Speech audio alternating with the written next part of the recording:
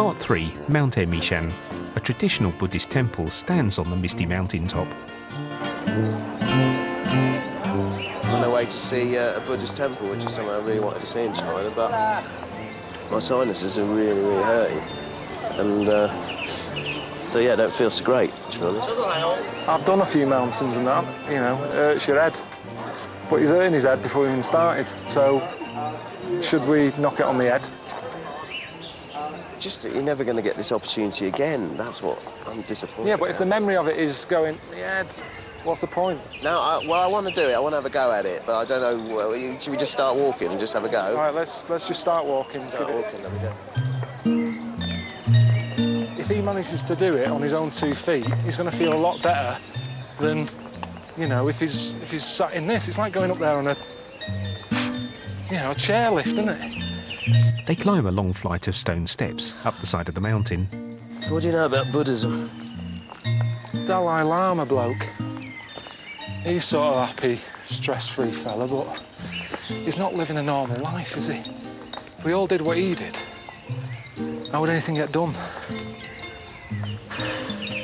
He sits around coming up with thoughts, but he's got a bloke to empty his bins, to wash the pots, to do his food.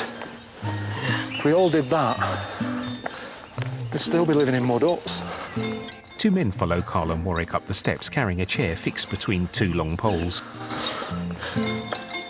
Oh, gosh. Are you all right yet?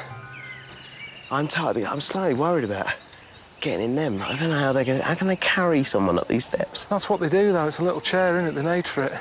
If you get in it now, it's a little bit of a give-up early. Yeah, all right, I don't want to be seen to giving up. No, I don't want to be... The chair remains empty and Warwick continues the climb up. He's not cut out for it. He's not cut out for this. I keep looking behind and he's dropped behind. He's slowing me down. I want to move on. All right, I'm stopping for a bit. All right. I mean, this is hard anyway, but with this, it's like, it's twice as hard. Susanna always has a moan at me. When she's ill, I'm rubbish around her. Can't you nip to the supermarket instead? And all that. I'm just not good around ill people. How much further is it, do you know? Well, I think we're not even quarter of the way. No, I'm not going to make it. It's OK to not get to the top, Warwick. No, it's not OK.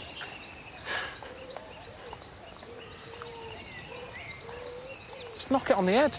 He's not a Buddhist. So why is it so important? You come so far through a journey and you kind of what we've been through and stuff, it's always managed to keep going and then... He's his own man. If he wants to give up, he can. There's no prize here. We're not going to win something. There's not a caravan up for grabs if we make it to the top. It's just a walk and a temple. No, it's better just to give up. Done. That's what I could do and that's it, or to jump in there and... Carl? You're giving up? You're knocking it on the head? My head's not up to it today. I want to go up and see it.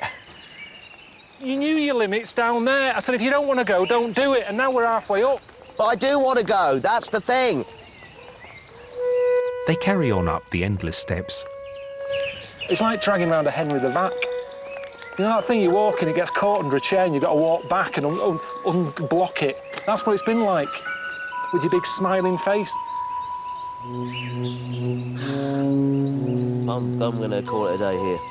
Definitely. It's too easy to say, I've got a headache, or my legs, or... It is easy if you haven't got a headache. Carl, in my career, I've put up with all sorts of stuff.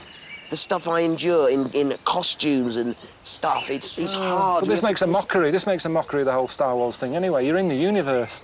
I didn't see you up there going, my sinuses.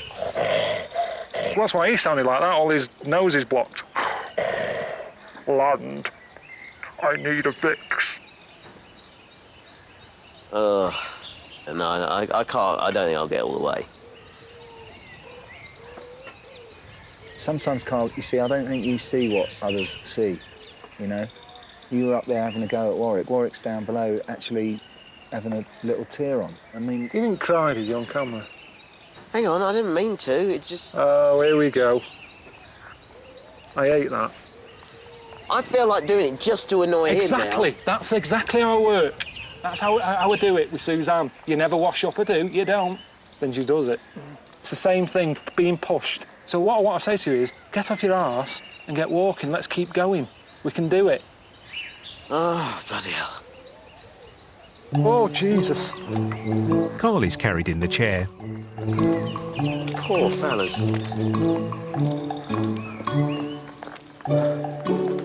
Now, if we do make it up, he can't say he walked all the way. This is part of the experience as well, isn't it? Oh, it is now, is it? It wasn't a minute ago. No, but I thought, you know, travel. That's what it's all about. Pilkington moves the goalposts once again.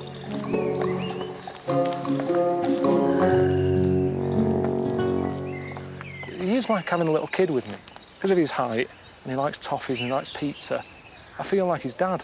And that's what I was acting like when I was coming up the hill. Like, come on, son. And that's how I would have, if I've got a son, that's how I would have spoke to him. Get off your arse and get up here. Wow. Oh, Jesus, there's more stairs. I tell you what, you can't be a Buddhist in a wheelchair. I don't think he realises what he's saying sometimes. Yeah, dragging a Henry vacuum behind me and having to stop and empty it now and again. I mean, how offensive can you be? But it was what I needed. I gave him the kick to do it. And sometimes that's what you need, isn't it? You need someone, you need a good leader. I was like Winston Churchill or something like that. 8, 7. He said, when you're going through hell, keep going. And that's what I did down there. I was Winston Churchill. Oh, give me that shit. Keep going. 3, 1. 2, hang on. 1. That's it. Yes! Here we are. That's amazing. Yeah, that's impressive, that. Absolutely, yeah. You see, what annoys me though, Warwick, right? You didn't like seeing the woman with 2 heads. Suddenly, you're happy with that. She's got 6. Were you really crying before, or was that just messing about? No, I was. Why? I don't know, I think it's something to do with being short. It's harder to be defeated. Do you know what I mean? They'll make it look like an X Factor moment. You'll be loving that, won't you? They'll have Coldplay under that. Will the little man do it? I'm telling you. And everyone will be like that. Come on. Coldplay. It has brought us closer together. But the one bad thing to come out of this, he's got a disabled badge for his car. He's going to get that taken off him. Because you can't be climbing stuff like this and then getting home going, I need to park in, and that's well gone. But I haven't told him. Caption reads Hong Kong. Speeded up footage shows boats moving around the busy harbour. Hi Warwick, I had a thought. How about we go one better than Marco Polo? He turned around in China and went home. I was thinking you and Carl could carry on a bit further and go on to Macau. I've booked you rooms at a lovely hotel called the Venetian, so you should feel at home there, right? And it's a lovely treat on your last night together. I've got you a table at a restaurant at the top of the Macau Tower. It's supposed to be absolutely beautiful, stunning views. So, yeah, I'll speak to you later. All right, cheers, bye. I like getting dressed up, especially not to have a meal. If I'm having a Sunday dinner at home, I normally sit there with now on top, take my t-shirt off and everything, because you drop a bit of chicken in gravy. Gravy's got grease in it, it doesn't come out. Sit there bare-chested on the table, and I enjoy it. You don't have to be dressed up. I'll pop a t-shirt back on when it's time for pudding. It's going to be like this. Ricky sorted everything out. It's going to be a lovely evening. It's really nice that you set this up to celebrate the end of the journey.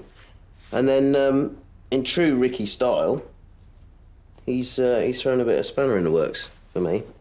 Got a text from him. We're not just going up there to look at the view. He wants Carl to do a skydive. It's just faff, innit? Why do this when we've invented buttons? Fannying about.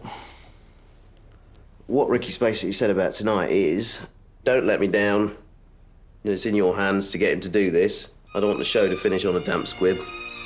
You know, we've got to end with a big finish. Everyone wants to see him jump. Oh, the good life. You're gonna have a pudding? Yeah. Full of fun. He's paying, of course. I actually like to see a plate of food that I know is for me, and it's my job to eat what's on that plate. The way they keep sort of bringing out dishes of noodles and then some dim sum and a dumpling. Yeah, it's just like a load of starters, isn't it? It's going to be nice. End of part 3.